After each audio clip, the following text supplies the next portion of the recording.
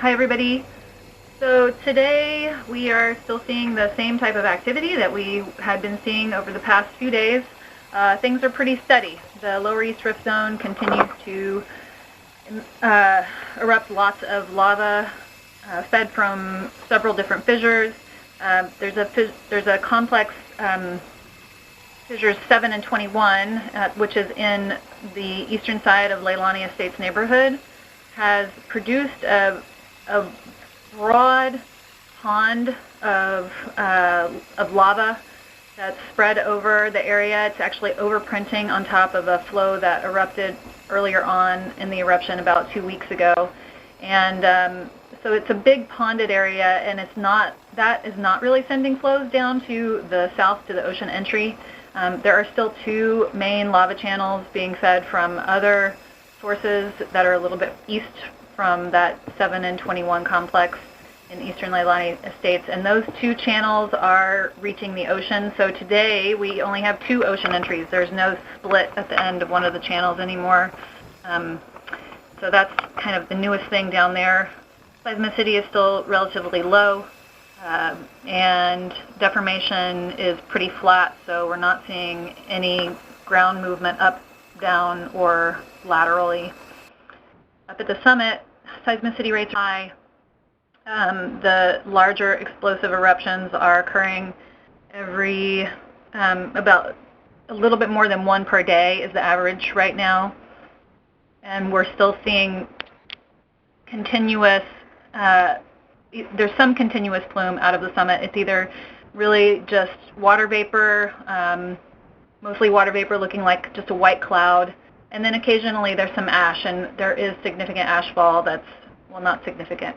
There's ashfall that's occurring downwind and affecting communities. We are still getting lots of ashfall reports from the communities that are straight down the trade wind barrel. That's today's.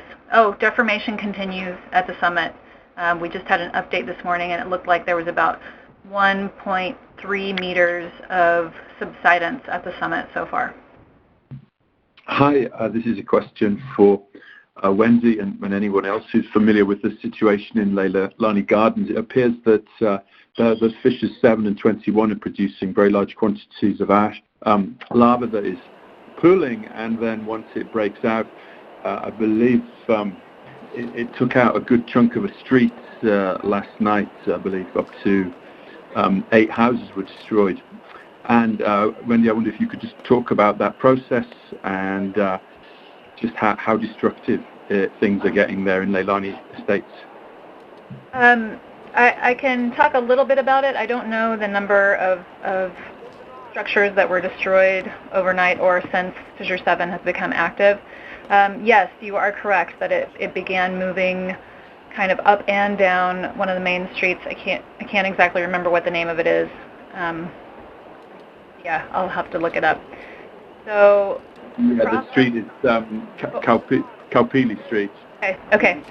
So the process that's happening is the topography is relatively flat, and actually there's a bit of an indentation, so just a low-lying topography in this area of Leilani Estates.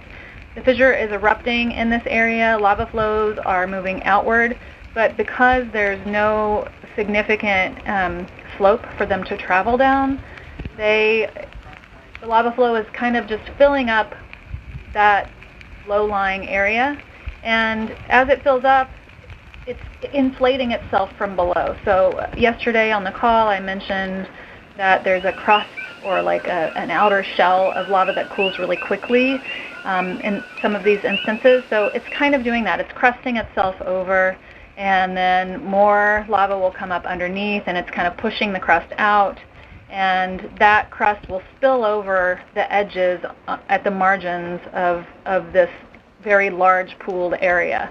And it happens, as it's moving up a street, when it's in the vegetated areas or encountering buildings, then it will ignite those things on fire. So it's like a rising tide. That's kind of the way to imagine it. It's not like a river of lava like we're seeing in the channelized areas. It's this tide of lava that rises up and then kind of overflows itself on the edges, and then it just keeps rising and progressing forward slowly, even though there's a large volume of lava coming out of those vents. And just the volume, would 50 to 60 cubic meters per second be an accurate reading? Again, we have not gotten some numbers on that yet. We don't know what the effusion rate is. Thank you. Whoa.